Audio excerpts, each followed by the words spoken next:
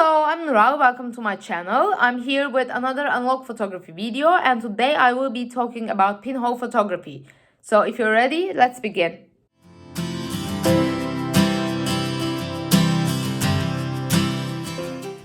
As I mentioned, today I will be talking about pinhole photography, which is one of the initial photography methods that came hundreds of years ago. And the first mention of the name pinhole was in 1856.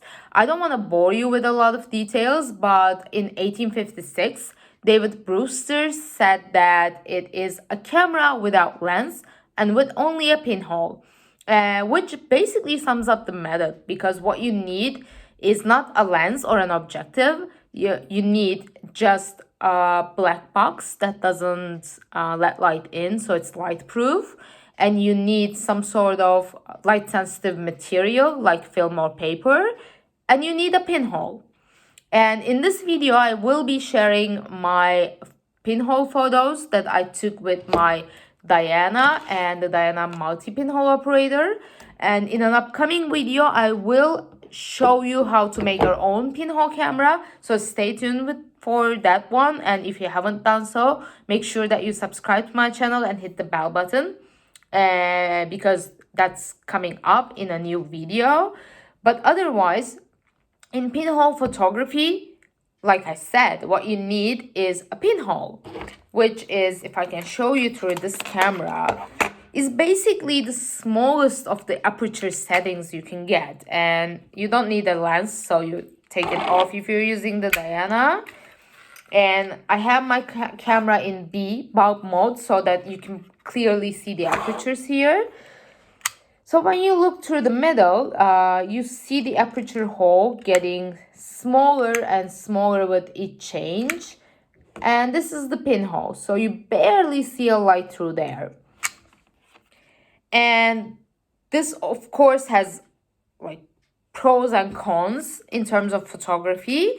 Initially, it was all cons because there was no alternative, but now we have alternatives to it.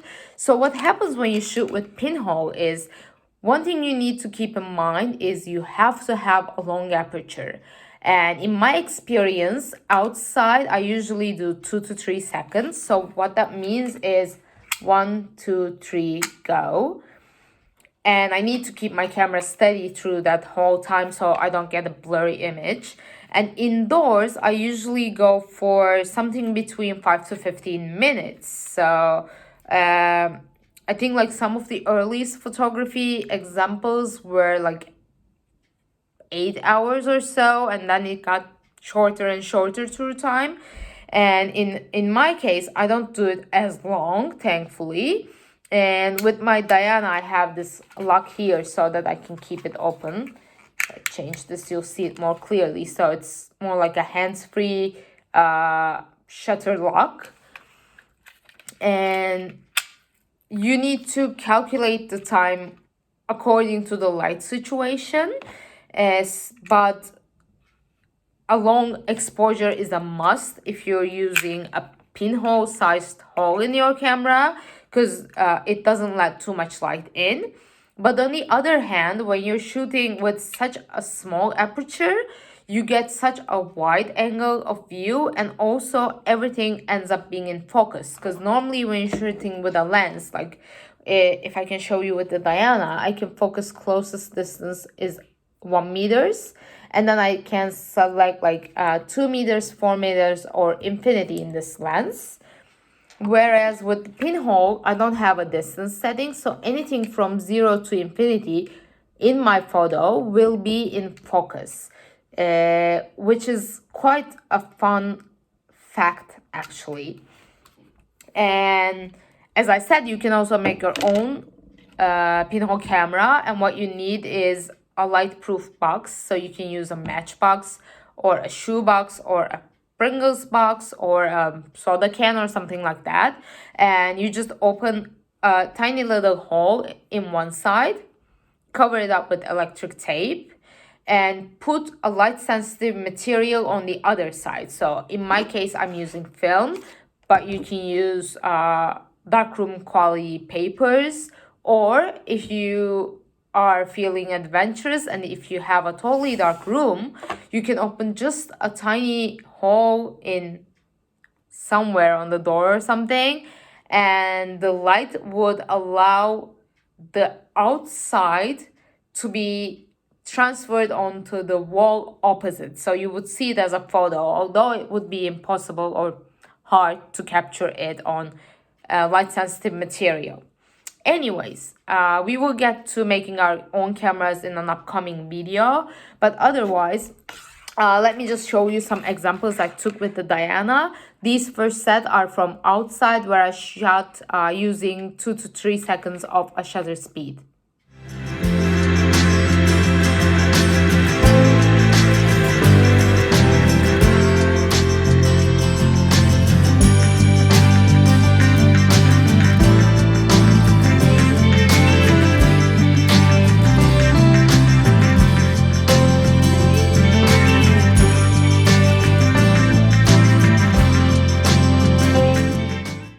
Those were shot outside, and now I want to share some that I shot inside.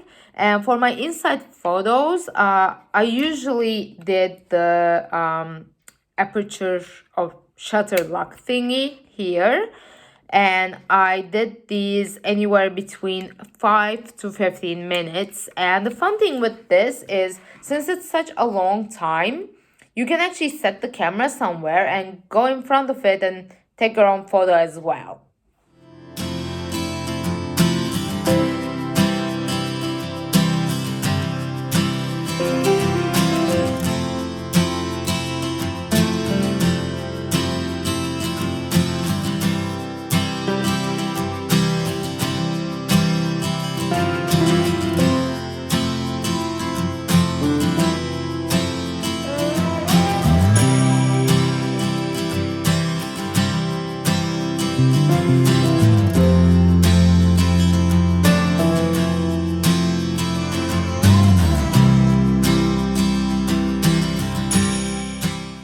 I also did some shots with the Diana multi-pinhole operator, and the difference with this is the classic Diana, of course, has just one hole for pinhole, whereas this one, I don't know if it will be visible, but this has two,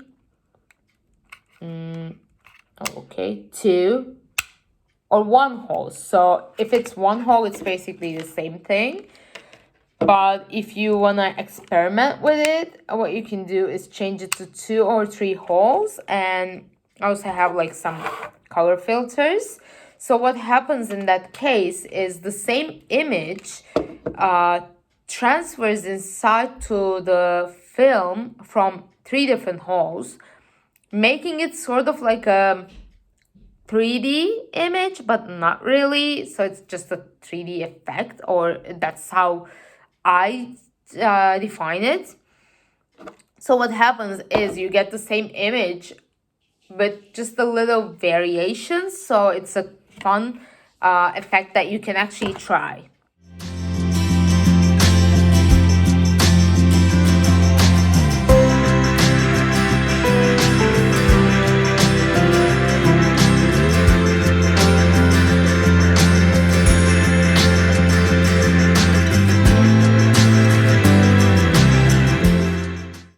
So this is all I will be talking about today, and I hope you enjoyed this little video. If you have any questions, just drop me a line in the comments and I'll get back to you as soon as I can. And otherwise, I hope to see you here next week.